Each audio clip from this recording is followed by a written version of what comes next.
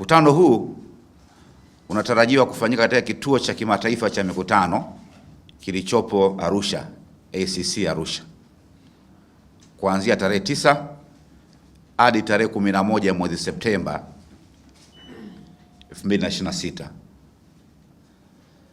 Na kauli mbiu ya mkutano huu ni uimarishaji katika kuelekea huduma za afya kwa wote, uimarishaji wa utaratibu au umuhimu wa uimarishaji katika ugharamiaji wa huduma za afya.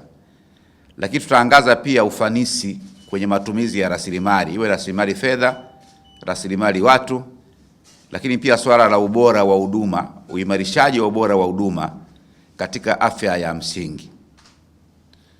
Na malengo makuu ya mkutano huu ni pamoja na sisi kama nchi, kama Tanzania, kuna maendeleo makubwa ambayo tumeyapiga kwenye upande wa utoaji wa huduma, kwenye upande wa bunifu mbalimbali, tafiti, lakini pia Mheshimiwa Dr. Samia Suluhu Hassan, Rais wa Jamhuri ya Muungano wa Tanzania, amekuwa ni champion, ni kinara hasa kwenye afua za mama na mtoto. Wote ni mashahidi, kama nchi tumepiga hatua kubwa sana kwenye kupunguza vifo vya wajawazito vinavyotokana na matatizo ya uzazi, kutoka takriban vifo 556 kwa kila vizazi hai 100,000 hadi vifo 104 tu katika vizazi hai 100,000 kwa survey, kwa tafiti zile za 2022. Kwa hiyo ni hatua kubwa, lakini pamoja na mafanikio mengine mengi, ikiwa ni pamoja na kupungua kwa vifo vya watoto chini ya umri wa miaka 5. Kwa haya yote tunataka dunia ifahamu kupitia mkutano huu wa afya ya msingi.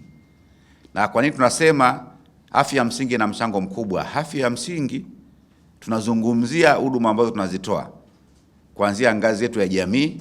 Tunajua kabisa kuna shughuli nyingi za mkoba tunazitoa ngazi ya jamii, lakini wananchi wengi wanapohitaji huduma za afya wanaenda kwenye zahanati zetu kwanza. Lakini pale ambako tatizo la kiafya halijapata suluhu ngazi ya zahanati, wanapewa rufaa kwenda kwenye kituo cha afya na baadaye kwenye hospitali ya halmashauri au hospitali ya wilaya. Sasa hizi ngazi hizi ndo zinabeba afya ya msingi ambayo zaidi ya 80% ya Watanzania wanatarajia kupata huduma huku. Kwa hata mabadiliko ambayo tunayaona, maboresho, mafanikio makubwa ambayo tunayaona yanatokana na uwekezaji mkubwa wa Dr. Samia Suluhu Hassan kwenye afya ya msingi.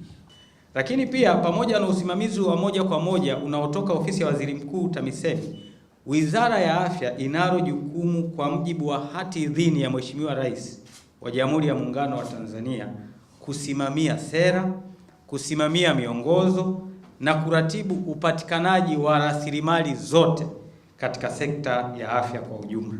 Aidha, ofisi ya Waziri Mkuu TAMISEMI inaratibu utoaji wa huduma za afya ya msingi katika mamlaka za serikali za mitaa kupitia sekretarieti za mikoa. Sasa kwa kifupi, vituo vya huduma za afya ya msingi nchini Tanzania, tunasema kwamba vituo hivi viko chini ya mamlaka za serikali za mitaa na ni sawa na 73% ya vituo vyote nchini. Yaani ukichukua vituo vyote nchini vinavyotoa huduma za afya, 73% ya vituo vyote ni vituo vya afya ngazi ya msingi.